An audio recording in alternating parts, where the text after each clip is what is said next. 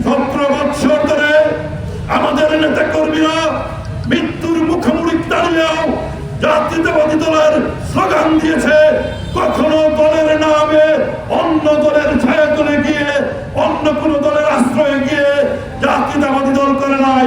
সাহসী সরকাররা মতো বুকের পাঠা দিয়ে জাতীয়তাবাদী দল শহীদ জিয়ার স্লোগান আমরা দিয়েছি। সকল শহীদদের স্মরণে আজকের এই দোয়া মাহফিল। আমার ভাই আবু তুরককে 58টি ফুলে দিয়ে বুক যাত্রা করে দুঃখকে শেখ হাসিনার পেটুয়া বাহিনী গুলি করে হত্যা করেছে। আজকে তার প্রথম মৃত্যুবার্ষিকীতে আমরা এখানে উপস্থিত হয়েছি শোক সভা করার জন্য।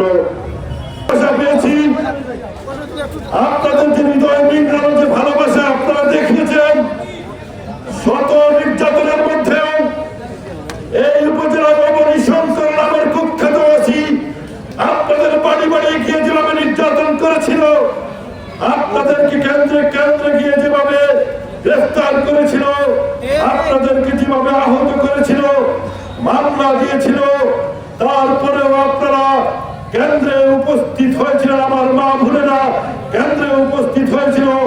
মাত্র 2 ঘন্টার ব্যবধানে আপনারা 1,08,000-এর বেশি ভোট দিয়ে আমাকে যে আপনারা ভালোবাসা দেখিয়েছেন তার ঋণ আমি কোনোদিন শোধ করতে পারবো না।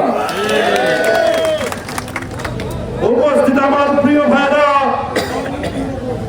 আজকে আবু তুরাব, রায়হান, তারেক সহ গোলাপগঞ্জের 7 জন শহীদ, বাংলাদেশে আবু সাইদ, মুগ্ধ, ফাইয়াজ, ওয়াসিম সহ হাজারো ছাত্র জনতার রক্তের বিনিময়ে, রক্তের হুলি খেলা দিয়ে এদেশের সবচাইতে নিকৃষ্ট স্বৈরাচার শেখ হাসিনা বাংলাদেশ থেকে চিরদিনের জন্য পলায়ন করেছে। বন্ধুরা,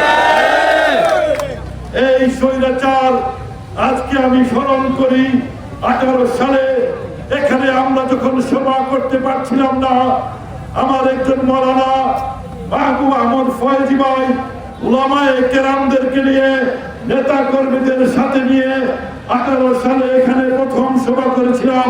এখান থেকে মিছিল বেরিয়েছিল, পুলিশের বাধা উপেক্ষা করেও আমরা সেদিন মিছিল করেছিলাম। আমার আরেকটি কথা ছিল, এই ইউসিফ সেন্টার অনেক সাক্ষী, অনেক নির্যাতনের জলজ্যান্ত সাক্ষী।